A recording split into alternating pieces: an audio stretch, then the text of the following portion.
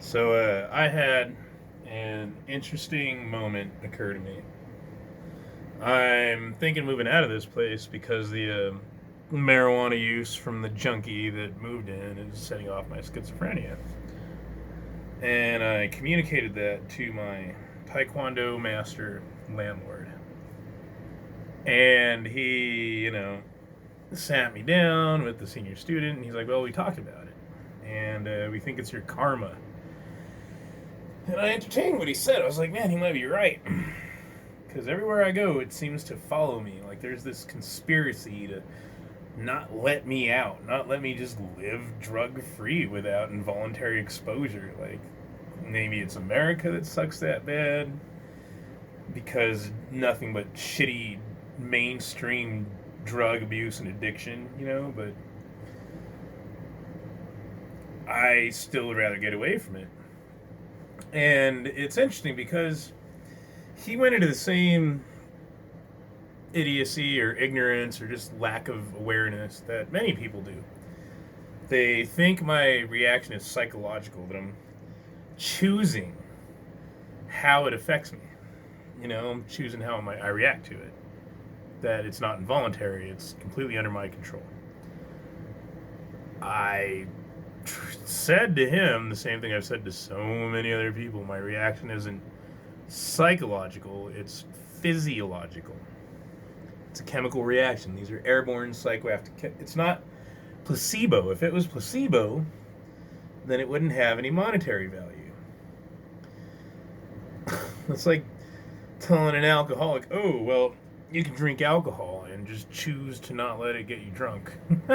Right? Like, once the chemicals in your bloodstream, it's going to affect you.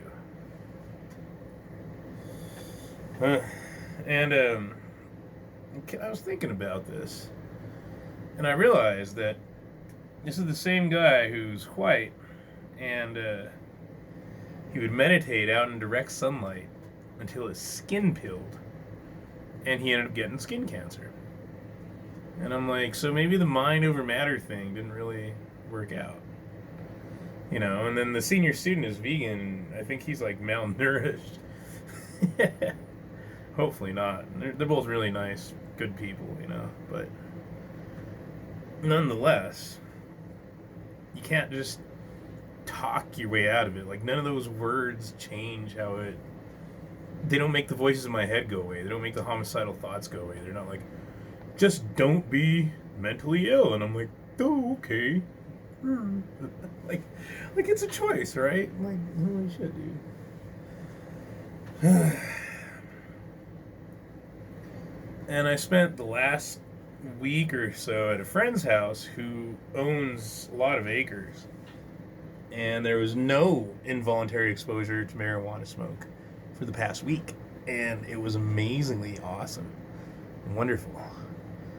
No voices in the head, no suicidal or homicidal thoughts, none of that. And this guy's like, well, maybe you can, just embrace it instead of running from it and learn to live with it. And I'm like, yeah. What you're talking about in psychology is called exposure therapy and habituation. I've tried that before. It doesn't make the schizophrenia go away. It makes it worse. Can't help it. Direct cause and effect consequence. And like, so all that would help happen is what's happened before, which is learned helplessness. They had took a dog and got the floor hooked up to an electrocution thing, like a switch, and they would hit the switch and electrocute the dog, and the dog had nowhere to escape from the floor. There was no way out. There was no like solving the puzzle like with rats or dogs or other tests. This one had no. You couldn't win. You couldn't escape being electrocuted, and eventually the dogs would just lay down and whimper while they got shocked. That's the only feasible outcome in like a vague abstract concept, but in reality, it's what's happened before was homelessness, suicide attempts, things like that. This time it might be a homicide attempt. I have no idea.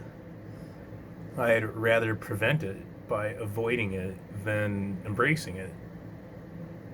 You would think that's common sense. there's an escape. If I get enough money to buy my own land, get out of debt first, of course. God, America sucks. What a shithole. Fucking junkies, man.